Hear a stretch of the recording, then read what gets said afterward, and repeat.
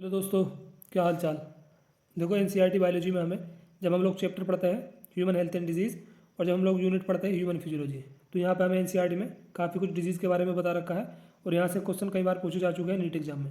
तो इस वीडियो में हम लोग एनसीईआरटी बायोलॉजी में जो भी हमें डिजीज़ गिवन है उन सभी डिजीज़ को कवर करने वाले हैं और साथ के साथ कुछ कुछ भी प्रैक्टिस कर लेंगे कि यहाँ से किस टाइप के क्वेश्चन आपके एग्जाम में बन सकते हैं। PDF ये मैंने टेलीग्राम पर अपलोड कर दिया है। टेलीग्राम का लिंक मैं डिस्क्रिप्शन में डाल रहा हूँ, आप लोग वहाँ से टेलीग्राम को ज्वाइन करके इन सभी PDF को डाउनलोड कर लेना। वीडियो को स्टार्ट करते हैं। डिजीज़ एनसीईआरटी में हमें 2 टाइप्स की बता रखी है। पहली है नॉन इन्फेक्शियस डिजीज़ और दूसरी है इन्फेक्शियस डिजीज़। जो नॉन इन्फेक्शियस डिजीज़ है ये ट्रांसमिट नहीं होती एक पर्सन से दूसरे पर्सन में, मतलब कि फैलने वाली बीमारी नहीं है। जैसे एग्जाम्पल हो जाएगा इसका नॉन इन्फेक्शियस डिजीज़ का कैंसर। लेकिन बात करें इन्फेक्शियस डिजीज़ की तो एक पर्सन से दूसरे पर्सन में ईजिली ट्रांसमिट हो सकती है। और एग्जाम्पल हो जाएंगे इन्फेक्शियस डिजीज़ के जैसे pneumonia, polio, common cold, small pox और इन्फ्लुएंजा। नॉन इन्फेक्शियस जो डिजीज़ है नॉन इन्फेक्शियस ये ट्रांसमिट नहीं होती एक पर्सन से दूसरे पर्सन में। एग्जाम्पल हो जाएगा नॉन इन्फेक्शियस डिजीज़ का जैसे कैंसर। बात करें इन्फेक्शियस डिजीज़ की तो ये ईजिली ट्रांसमिट हो सकती है एक पर्सन से दूसरे पर्सन में। Pneumonia, polio, common cold, small pox और इन्फ्लुएंजा ये हमको एनसीईआरटी में एग्जाम्पल बता रखे हैं इन्फेक्शियस डिजीज़ के। डिजीज़ कोज करने वाले जो ऑर्गेनिज्म है इन्हें बोला जाता है पैथोजन। पैथोजन में आ जाएंगे जैसे वायरस, फंजाई, बैक्टीरिया, प्रोटोजोवन और हेलमिंथीज। ये सभी बीमारी कोज करने वाले पैथोजन है। वायरस के द्वारा भी बीमारी होती है, फंजाई के द्वारा भी, बैक्टीरियल डिजीज़ भी हमें एनसीईआरटी में काफ़ी बता रखी है, प्रोटोजोवन और हेलमिंथीज। जो पैथोजन है ये डिजीज़ कोजिंग ऑर्गेनिज्म होता है। वायरल डिजीज एनसीईआरटी में हमें बता रखी है एड्स जो वायरस के द्वारा होने वाली बीमारी है, कॉमन कोल्ड और जेनाइटल हर्पीज। बात करें फंजाई के द्वारा होने वाली बीमारी तो इसमें एनसीईआरटी में एग्जाम्पल बता रखा है हमें रिंगवॉर्म। हिंदी में बोला जाता है इसे दाद। दाद जो बीमारी है इनको कोज करने वाले फंजाई है। और बैक्टीरियल डिजीज हमें एनसीईआरटी में बता रखी है टाइफाइड, कोलेरा और टिटनस। ये बैक्टीरिया के द्वारा होने वाली बीमारी है। प्रोटोजोवन डिजीज, मलेरिया, अमीबियासिस और बेबीसियोसिस। बात करें हेलमिंथिक डिजीज़ की तो एनसीईआरटी में हमें एग्जाम्पल बता रखा है एस्केरियासिस का और फिलेरियासिस का। वायरस के द्वारा होने वाली बीमारी है AIDS, common cold, genital herpes. Fungi के द्वारा होने वाली बीमारी है रिंगवॉर्म और बैक्टीरिया के द्वारा होने वाली बीमारी टाइफाइड, कोलेरा और टिटेनस। बात करें प्रोटोजोआ की तो प्रोटोजोवन डिजीज़ प्रोटोजोआ के द्वारा जो होने वाली बीमारी है उसमें हमें बता रखा है मलेरिया, अमीबियासिस और बेबीसियोसिस। बात करें हेलमिंथिक डिजीज़, हेलमिंथ के द्वारा होने वाली बीमारी तो इसमें आ जाएगा एस्केरियासिस और फिलेरियासिस। अब हम देखने वाले हैं बैक्टीरियल डिजीज़ को। निमोनिया कोज करने वाले बैक्टीरिया का नाम है स्ट्रेप्टोकोकस निमोनी और हीमोफिलस इन्फ्लुएंजी। जो निमोनिया कोज करता है बैक्टीरिया उसका नाम है स्ट्रेप्टोकोकस निमोनी और हीमोफिलस इन्फ्लुएंजी। निमोनिया में क्या होता है, ये जो बैक्टीरिया है ये इन्फेक्ट करता है लंग्स में पाई जाने वाली एल्विलाई को, infect alveoli of the lungs. Alveoli में फ्लूइड बढ़ जाता है निमोनिया में, जिससे सांस लेने में प्रॉब्लम होती है। Alveoli get filled with fluid, alveoli में एक फ्लूइड बढ़ जाता है जिससे रेस्पिरेशन में प्रॉब्लम होती है। सिम्टम क्या है निमोनिया के, फीवर, चिल, कफ और हेडेक। ये सिम्टम्स हमको गिवन है एनसीईआरटी में। और सीवियरल केसेस में जो होट है, लिप्स और नेल्स ये ब्लू कलर के हो जाते हैं निमोनिया में। निमोनिया का ट्रांसमिशन कैसे होता है, by sharing glasses and utensil with an infected person. कोई इन्फेक्टेड पर्सन है उसके साथ आप लोग बर्तन शेयर करोगे या ग्लास शेयर करोगे, उसके झूठे गिलास में पानी पी लिया या झूठे बर्तनों में खाना खा लिया तो वहाँ से निमोनिया होने के चांस बढ़ जाते हैं किसी नॉन इन्फेक्टेड पर्सन को। नेक्स्ट है बैक्टीरियल डिजीज टाइफाइड। टाइफाइड कोज करने वाले बैक्टीरिया है साल्मोनेला टाइफी। जो साल्मोनेला टाइफी है ये स्मॉल इंटेस्टाइन में एंटर कर जाता है through contaminated food and water. दूषित भोजन और दूषित वाटर के प्रयोग से जो ये पैथोजन है ये कहाँ पे एंटर हो जाता है, स्मॉल इंटेस्टाइन में। सिम्टम्स गिवन है एनसीईआरटी में। टाइफाइड में हाई फीवर होता है 39 से लेकर 40 डिग्री सेल्सियस तक फीवर हो जाता है। वीकनेस, कमजोरी आ जाती है बहुत ज़्यादा। स्टोमक में पेन होता है, कॉन्स्टिपेशन हो जाता है और लॉस ऑफ एपेटाइट, भूख बहुत कम लगती है इस पर्सन को टाइफाइड हो। तो ये सिम्टम्स है हाई फीवर, बहुत ज़्यादा बुखार आना, तेज़ बुखार आना, वीकनेस, कमजोरी होना, स्टोमक में पेन होना, कॉन्स्टिपेशन होना और भूख न लगना। ये कुछ कॉमन सिम्टम है टाइफाइड के। सीवियरल केसेस में इंटेस्टाइनल परफोरेशन, आंत में छेद हो जाता है जिससे पर्सन की डेथ भी हो सकती है। कन्फर्मेटरी टेस्ट है विडाल टेस्ट। टाइफाइड के लिए कन्फर्मेटरी टेस्ट कौन सा है, विडाल टेस्ट। और ये क्वेश्चन कई बार पूछा जा चुका है नीट एग्जाम में कि टाइफाइड के लिए कन्फर्मेटरी टेस्ट कौन सा है, तो आप लोग ध्यान रखोगे विडाल टेस्ट। बात करें अब रिंगवॉर्म की तो ये एक इन्फेक्शियस डिजीज़ है जो एक पर्सन से दूसरे पर्सन में ईजिली ट्रांसमिट हो सकती है। तो तो ये एग्जाम्पल है इन्फेक्शियस डिजीज़ का। रिंगवर्म फंजाई के द्वारा कोज होने करने वाली बीमारी है, मतलब जो फंजाई है ये बीमारी करते हैं ringworm. Cause by fungi belonging to genera. Ringworm cause करने वाले जो फंजाई है जो बिलोंग करता है जेनेरा माइक्रोस्पोरम को, ट्राइकोफाइटोन को और एपिडर्मोफाइटोन को। रिंगवर्म के सिम्टम हैं, इसमें इंटेंस इचिंग होती है, जहाँ पे दाद हो वहाँ पे बहुत तेज़ी से खुजली आ जाती है और स्किन वहाँ पे ड्राई हो जाती है और स्किन पे, नेल्स पे और स्काल्प पे दाद, ये फंजाई जो है ग्रो हो सकती है। हीट और मॉइस्चर ये हेल्प करते हैं इस फंजाई को ग्रो होने में। रिंगवर्म जो है ये इन्फेक्शियस डिजीज़ का एग्जाम्पल है, ईजिली ट्रांसमिट होने वाली बीमारी है एक पर्सन से दूसरे पर्सन में।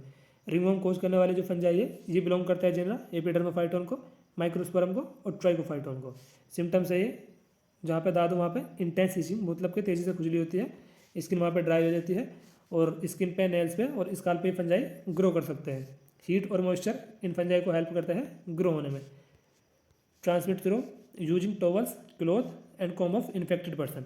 कोई पर्सन है जिसको दाद हो और कोई नॉन इन्फेक्टेड पर्सन अगर इन्फेक्टेड पर्सन के टॉवल्स को, क्लॉथ को या कॉम को यूज कर ले तो बीमारी होने के दाद नॉन इन्फेक्टेड पर्सन को भी बहुत ज़्यादा बढ़ जाते हैं। और ये डायग्राम हमें एनसीईआरटी में दिखा रखा है, यहाँ पे कोई पर्सन है, diagram showing ringworm affected area of skin, यहाँ पे इसके दाद हो रखे हैं।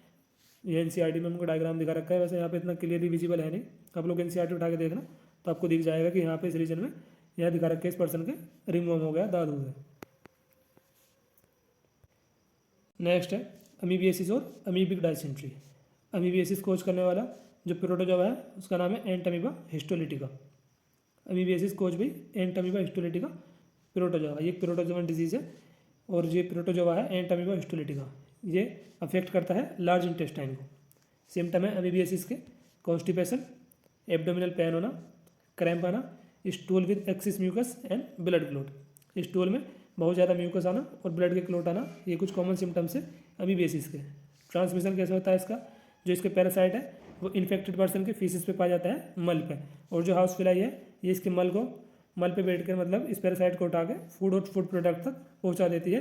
और कोई जो नॉन इन्फेक्टेड पर्सन है अगर उस फूड को खा लेगा तो उसको भी अमीबियासिस होने के चांस बहुत ज़्यादा बढ़ जाएंगे। अमीबियासिस कोज करने वाला प्रोटोजोआ है एंटमीबा हिस्टोलिटिका और ये अफेक्ट करता है लार्ज इंटेस्टाइन को। सिम्टम्स जो हमें एनसीईआरटी में गिवन है, कॉन्स्टिपेशन, एब्डोमिनल पेन, क्रैम्प्स आना, स्टूल विद एक्सिस म्यूकस, मल में बहुत ज़्यादा म्यूकस आना और ब्लड क्लॉट आना।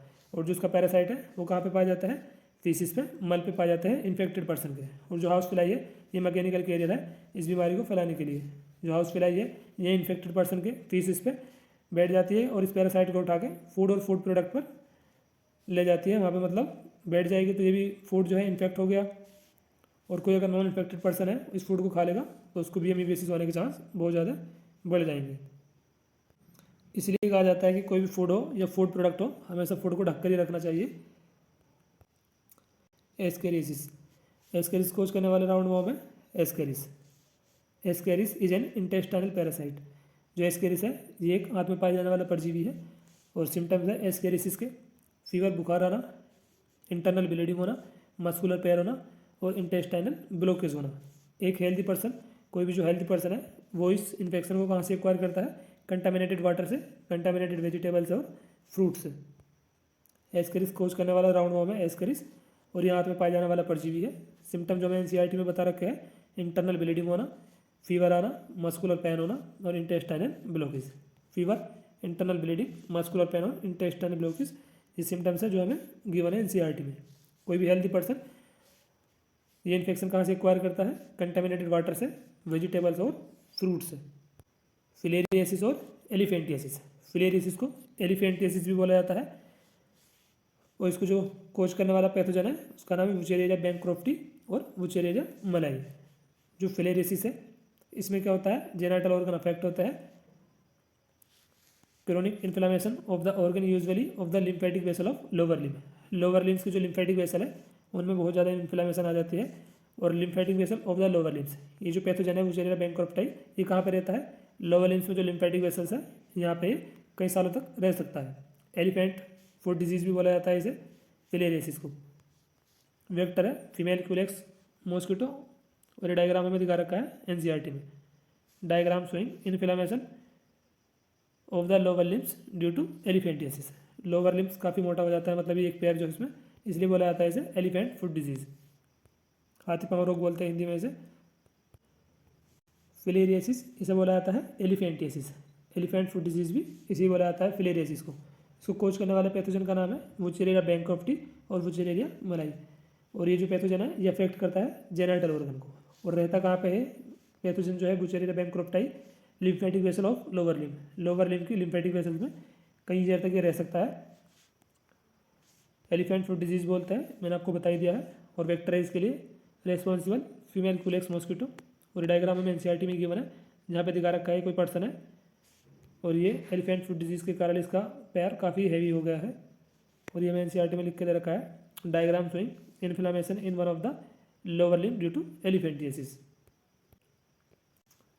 मलेरिया, प्लाज्मोडियम की कई सारी स्पीसीज हमको बता रखी है एनसीईआरटी में जो मलेरिया कोज करती है, जिसमें पहला है प्लाज्मोडियम वाइवेक्स, दूसरा है प्लाज्मोडियम मलेरियाई और तीसरा है प्लाज्मोडियम फेल्सीफेरम। जो सबसे डेंजरस मलेरिया है वो है जो प्लाज्मोडियम फेल्सीफेरम है, मोस्ट सीरियस और यहाँ पे मतलब ये फेटल भी है। प्लाज्मोडियम की कई सारी स्पीसीज है जो मलेरिया कोज करती है और सबसे जो डेंजरस स्पीसीज है उसका नाम है प्लाज्मोडियम फेल्सीफेरम। बाकी प्लाज्मोडियम वाइवेक्स और प्लाज्मोडियम मलेरियाई ये भी आप लोग ध्यान रखना। देखो यहाँ से क्वेश्चन कई बार पूछा जा चुका है नीट एग्जाम में, जैसे 2010 में क्वेश्चन पूछा गया है, नेक्स्ट क्वेश्चन भी 2010 में पूछा गया है। Ringworm in human is cause by, ringworm किसके द्वारा होता है ह्यूमंस में, बैक्टीरिया के द्वारा, नेमाटोड के द्वारा, वायरस के द्वारा या फिर फंजाई के द्वारा। अपना आंसर हो जाएगा फंजाई इसमें। Widal test is use for the diagnosis of, Widal test से किसका पता चलता है, निमोनिया का, मलेरिया का, टीबी का या फिर टाइफाइड का। तो टाइफाइड के लिए कन्फर्मेटरी टेस्ट है विडाल टेस्ट। 2010 में क्वेश्चन पूछा गया है और फिर क्वेश्चन पूछा गया है देखो 2012 में, Widal test is carry out to test, Widal test से किसका पता चलता है, मलेरिया का, HIV का, डायबिटीज मेलाइटिस का या फिर टाइफाइड का। आंसर हो जाएगा इसमें टाइफाइड फीवर को पता लगाने के लिए हम लोग विडाल टेस्ट करते हैं, तो अपना आंसर हो जाएगा इसमें डी।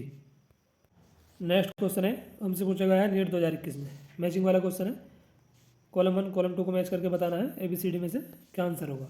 सबसे पहले दे रखा है हमको फिलेरियासिस, फिलेरियासिस कोज करने वाला पैथोजन है वुचेरिया बैंक्रॉफ्टी, तो पी का हो जाएगा तीसरा। पी का तीसरा कौन कौन से ऑप्शन में है, ए में तो दे रखा है दूसरा गलत हो जाएगा, बी में 4 दे रखा है गलत, डी में दे रखा है पहला गलत। पी का है तीसरा वुचेरिया बैंक्रॉफ्टी, फिलेरियासिस कोज करने वाला जो पैथोजन है वह है वुचेरिया बैंक्रॉफ्टी, तो पी का तीसरा किसी ऑप्शन में है नहीं, सी में है, आंसर हो जाएगा सी। अमीबेसिस कोज करने वाला जो पैथोजन है ये हो जाएगा एंटामीबा हिस्टोलिटिका, जो प्रोटोजोआ है एंटामीबा हिस्टोलिटिका ये कोज करता है अमीबेसिस, तो क्यू का हो जाएगा फोर्थ। और निमोनिया कोज करने वाला बैक्टीरिया हीमोफिलस इन्फ्लुएंजी, आर का हो जाएगा पहला।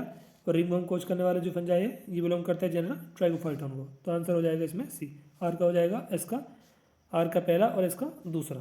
पी का तीसरा बाकी किसी ऑप्शन में था भी नहीं। अगर एक भी आप लोगों को पता है कि जो फिलेरियासिस है ये कोज करता है वुचेरिया बैंक्रॉफ्टी जो पैथोजन है, और पी का तीसरा बाकी किसी ऑप्शन में है भी नहीं। अगर आपको सिर्फ यही पता था तो अपना आंसर हो जाएगा इसमें सी। मैचिंग वाले क्वेश्चन में बस यही फायदा है, अगर आपको एक भी पता है और बाकी आपको नहीं पता है तो भी वहाँ से आप लोग इजीली आंसर कर सकते हो इन क्वेश्चंस का। नीट 2020 में हमसे पूछा गया है ये मैचिंग वाला, टाइफाइड कोज करने वाला बैक्टीरिया है साल्मोनेला टाइफी, ए का हो जाएगा तीसरा। ए का तीसरा किसी ऑप्शन में दिख रहा है क्या, यहाँ दे रखा है दूसरा गलत हो जाएगा, चौथा गलत हो जाएगा, पहला गलत हो जाएगा, आंसर हो जाएगा इसमें बी। टाइफाइड कोज करने वाला बैक्टीरिया साल्मोनेला टाइफी, और निमोनिया कोज करने वाला है हीमोफिलस इन्फ्लुएंजी। फिलेरियासिस सी का हो जाएगा पहला वुचेरिया बैंक्रॉफ्टी, और मलेरिया कोज करने वाली प्लाज्मोडियम की कई सारी स्पीसीज है, प्लाज्मोडियम वाइवेक्स, प्लाज्मोडियम फेल्सीफेरम और प्लाज्मोडियम मलेरिया, आपको मैंने बता ही दिया था। नेक्स्ट क्वेश्चन पूछा गया हमसे नीट 2019 में, identified the correct pair representing the positive agent of typhoid fever and confirmatory test. Typhoid fever का पॉजिटिव एजेंट बताना है और कन्फर्मेटरी टेस्ट बताना है। तो साल्मोनेला टाइफी बैक्टीरिया जो कोज करता है टाइफाइड, और विडाल टेस्ट कन्फर्मेटरी टेस्ट है, तो अपना आंसर हो जाएगा यहाँ पे पहला। क्वेश्चन में हमसे पूछा गया था कि कन्फर्मेटरी टेस्ट बताओ टाइफाइड के लिए, और टाइफाइड फीवर कोज करने वाला जो पैथोजन है पॉजिटिव एजेंट इसका नाम बताना है। तो यहाँ दे रखा है साल्मोनेला टाइफी और विडाल टेस्ट ऑप्शन है में, यहाँ दे रखा है UTI टेस्ट गलत हो जाएगा, विडाल टेस्ट तो सही दे रखा था लेकिन यहाँ पे दे रखा है स्ट्रेप्टोकोकस न्यूमोनी, नहीं साल्मोनेला टाइफी बैक्टीरिया होता है तो ये भी गलत हो जाएगा। एंथ्रोन टेस्ट को लेना देना है नहीं, साल्मोनेला टाइफी यहाँ पे सही दे रखा था, और विडाल टेस्ट यहाँ पे गिवन नहीं है तो गलत हो जाएगा DB, CV और BB, आंसर हो जाएगा यहाँ पे ए, साल्मोनेला टाइफी और विडाल टेस्ट। बैक्टीरिया का नाम है टाइफाइड कोज करने वाले साल्मोनेला टाइफी, और कन्फर्मेटरी टेस्ट है विडाल टेस्ट। अब आ जाओ ह्यूमन फिजियो में, सबसे पहला चैप्टर अपना breathing and exchange of gases, वहाँ पे बता रखा है रेस्पिरेटरी सिस्टम के कुछ डिसऑर्डर को। डाइजेशन वाला चैप्टर तो नीट के सिलेबस से हटा दिया गया है, तो अपना पहला चैप्टर हो जाता है breathing and exchange of gases, और यहाँ पे हमको बता रखा है रेस्पिरेटरी सिस्टम के कुछ डिसऑर्डर को। जिसमें हमें गिवन है asthma, emphysema, occupation respiratory disorder. Asthma, asthma में क्या होता है, ब्रीदिंग, सांस लेने में डिफिकल्टी होती है और घरघराहट होती है, wheezing, due to inflammation of bronchi and bronchioles. Bronchi और ब्रोंक्यूल्स में इन्फ्लेमेशन के कारण घरघराहट होती है और सांस लेने में दिक्कत होती है अस्थमा में। एम्फाइसीमा की बात करें तो एक क्रोनिक डिसऑर्डर का एग्जाम्पल है। इसमें एल्वियुलर वॉल जो है वो डैमेज हो जाती है और जो एम्फाइसीमा का मेजर कोज है वह है सिगरेट स्मोकिंग। एम्फाइसीमा ये क्रोनिक डिसऑर्डर है, इसमें एल्वियुलर वॉल डैमेज हो जाती है और सिगरेट स्मोकिंग ये इसका मेजर कोज है जो हमें गिवन है एनसीईआरटी में। बात करें ऑक्यूपेशनल रेस्पिरेटरी डिसऑर्डर की, तो कुछ इंडस्ट्रीज में जहाँ पे ग्राइंडिंग का और स्टोन ब्रेकिंग, पत्थर तोड़ने का काम हो, वहाँ पे डस्ट जो है वो बहुत ज़्यादा मात्रा में प्रोड्यूस होती है और कोई पर्सन है जो है यहाँ पे इन इंडस्ट्रीज़ में लंबे समय के लिए काम करेगा तो उनको इस डस्ट के कारण long exposure to dust cause fibrosis, fibrosis होने के चांस बहुत ज़्यादा बढ़ जाते हैं जिससे लंग्स वगैरह भी डैमेज हो सकते हैं। क्वेश्चन देखो यहाँ से पूछा गया है, पहला क्वेश्चन है name the pulmonary disease in which alveolar surface are involve in gas exchange is drastically reduce, जिसमें एल्वियुलर सरफेस एरिया रिड्यूस हो जाता हो और जो एल्वियुलर वॉल है वो डैमेज हो जाती हो। तो यहाँ पे बात हो रही है एम्फाइसीमा की। निमोनिया गलत हो जाएगा, अस्थमा गलत हो जाएगा और ये भी गलत हो जाएगा, तो अपना आंसर हो जाएगा यहाँ पे एम्फाइसीमा। एम्फाइसीमा में एल्वियुलर सरफेस एरिया रिड्यूस हो जाता है और जो एल्वियुलर वॉल है वो डैमेज हो जाती है, तो आंसर हो जाएगा यहाँ पे एम्फाइसीमा। एम्फाइसीमा में एल्वियुलर सरफेस एरिया रिड्यूस हो जाता है और एल्वियुलर वॉल जो है वो डैमेज हो जाती है। नेक्स्ट क्वेश्चन है, हमसे पूछा गया है 2016 में, name the chronic respiratory disorder cause mainly by cigarette smoking. उस क्रोनिक रेस्पिरेटरी डिसऑर्डर का नाम हमको बताना है जो मेनली सिगरेट स्मोकिंग के कारण हो। ऑप्शन में दे रखा है respiratory acidosis, respiratory alkalosis, emphysema या फिर अस्थमा। तो यहाँ पे बात हो रही है एम्फाइसीमा की, तो अपना आंसर हो जाएगा यहाँ पे C, name of the chronic respiratory disorder. तो एम्फाइसीमा एक क्रोनिक डिसऑर्डर है और इसका मेनली जो इंपॉर्टेंट कोज है वो है सिगरेट स्मोकिंग, तो अपना आंसर हो जाएगा यहाँ पे सी। अब आ जाओ disorder of circulatory system. Blood pressure, blood pressure को हम कितना लिखते हैं, सिस्टोलिक 120 और डायस्टोलिक प्रेशर जो होता है वो होता है 80। जो नॉर्मल बीपी है वो होता है 120/80। जो 120 है इसको बोलते हैं सिस्टोलिक प्रेशर या फिर पंपिंग प्रेशर, और जो 80 है इसको बोला जाता है डायस्टोलिक प्रेशर या फिर resting pressure. High blood pressure की बात करें तो इसे बोला जाता है हाइपरटेंशन, और एनसीईआरटी में मैं वैल्यू दे रखी है लिख के 140/90 अगर हो जाए तो इसे बोला जाता है हाइपरटेंशन। और हाइपरटेंशन में क्या होता है, हार्ट डिजीज होने के चांस बढ़ जाता है और ये कुछ ऑर्गन जैसे ब्रेन को और किडनी को भी अफेक्ट करता है हाई ब्लड प्रेशर। अभी क्वेश्चन पूछा गया देखो हमसे बीपी के ऊपर, विच one of the following statement is correct regarding blood pressure. तो हमने अभी पढ़ा है कि हाइपरटेंशन 190/1/10 मिलीमीटर एच जी में harm vital organ like brain and kidney. High blood pressure hypertension इसमें ब्रेन और किडनी अफेक्ट होती है, तो अपना आंसर हो जाएगा इसमें डी। बात करें कार्डियक अरेस्ट की, तो इसमें हार्ट बीट करना स्टॉप कर देता है, heart stop beating. Heart failure में heart fail to pump blood effectively, heart blood को इफेक्टिवली पंप नहीं कर पाता हार्ट फेल्यूर में। कार्डियक अरेस्ट में हार्ट स्टॉप बीटिंग। नेक्स्ट है heart attack, when the heart muscle is suddenly damage due to inadequate blood supply. पर्याप्त मात्रा में जब हार्ट मसल को ब्लड की सप्लाई नहीं हो पाती तो जो हार्ट मसल है वो डैमेज हो जाती है, जिसे बोला जाता है हार्ट अटैक। बात करें एंजाइना की, तो एंजाइना को बोला जाता है angina pectoris. Acute chest pain, chest में बहुत ज़्यादा पेन होता है, तीव्र pain. When no enough oxygen is reaching to heart muscle, heart की मसल को पर्याप्त मात्रा में जब इनफ ऑक्सीजन नहीं मिल पाती तो चेस्ट पेन होता है बहुत तेज। एक्यूट का मतलब होता है तीव्र होना, एक्यूट चेस्ट पेन होता है एंजाइना में। और कारण क्या है, when no enough oxygen reaching to the heart muscle, heart की मसल को पर्याप्त मात्रा में ऑक्सीजन का ना मिलना, ये कारण है एंजाइना का। कोरोनरी आर्टरी डिजीज, और इसे बोला जाता है एथेरोस्क्लेरोसिस। मेन कोज है सीएडी का, कोरोनरी आर्टरी डिजीज का, deposition of calcium, fat, cholesterol and fibrous tissue. Calcium का, फैट का, कोलेस्ट्रॉल का और फाइबरस टिश्यू का जमा हो जाना, ये कारण है कोरोनरी आर्टरी डिजीज के। Which make lumen of arteries narrower, इसमें एथेरोस्क्लेरोसिस में आर्टरीज की जो ल्यूमेन है वो नैरो हो जाती है due to deposition of calcium, fat, cholesterol और फाइबरस टिश्यू। इनके डिपोजिशन के कारण कैल्शियम के, फैट के, कोलेस्ट्रॉल के और फाइबरस टिश्यू के जमाव के कारण जो आर्टरीज की ल्यूमेन है वो नैरो हो जाती है, और इसे बोला जाता है कोरोनरी आर्टरी डिजीज और एथेरोस्क्लेरोसिस। नेक्स्ट चैप्टर आता है अपना है किडनी वाला। यहाँ पर हमको बता रखा है एक्सक्रीटरी सिस्टम के कुछ डिसऑर्डर के बारे में। Glomerulonephritis, inflammation of glomeruli kidney, renal calculi stone या फिर insoluble mass of crystallize salt form within kidney. Stone और इंसोल्यूबल मास क्रिस्टलाइज साल्ट के जो किडनी के अंदर बन जाता है इसे बोला जाता है रीनल कैलकुलाई। रीनल का मतलब होता है किडनी और कैलकुलाई का मतलब होता है स्टोन। तो किडनी स्टोन को बोल दिया जाता है renal calculi. Renal failure, renal का मतलब होता है किडनी और फेलियर मतलब कि यहाँ पर किडनी फेल हो जाती है इस बीमारी में।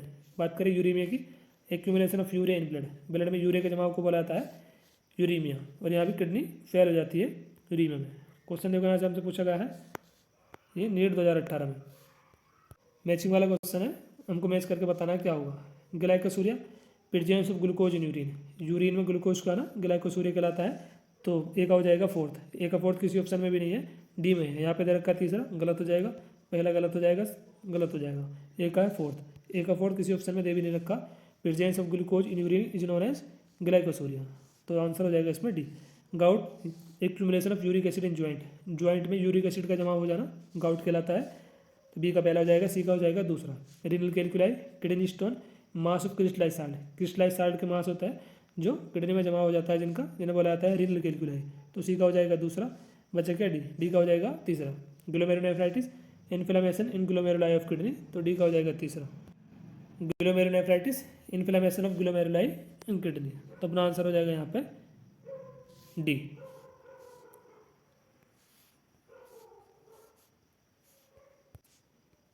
Disorder of muscular system, muscular system का डिसऑर्डर देखने वाले अब हम लोग। पहला इसमें माइस्थेनिया ग्रेविस, ये एक ऑटोइम्यून डिसऑर्डर का एग्जांपल है। ये इफेक्ट करता है न्यूरोमस्कुलर जंक्शन को। इसमें स्केलेटल मसल पैरालाइज हो जाती है माइस्थेनिया ग्रेविस में। बात करें मस्कुलर डिस्ट्रोफी की, तो एक जेनेटिक डिसऑर्डर है, degenerate of skeletal muscle. Skeletal muscle इसमें डिजेनरेट हो जाती है। Tetany rapid spasm, wild contraction, बहुत तेजी से कॉन्ट्रैक्शन होता है मसल में due to low calcium ion body fluid, calcium की कमी के कारण वाइल्ड कॉन्ट्रैक्शन होता है मसल में, जिसे बोला जाता है tetany. Arthritis inflammation of joint, joint में सूजन आ जाना, ये बोला जाता है आर्थराइटिस। बात करें ऑस्टियोपोरोसिस की, तो ये एक एज रिलेटेड डिसऑर्डर है जिसमें बोन मास डिक्रीज हो जाता है और फ्रैक्चर के चांस बहुत ज़्यादा बढ़ जाते हैं। इंपॉर्टेंट कोज जो मेजर कोज है इसका वह है ईस्ट्रोजन लेवल का घट जाना, डिक्रीज हो जाना।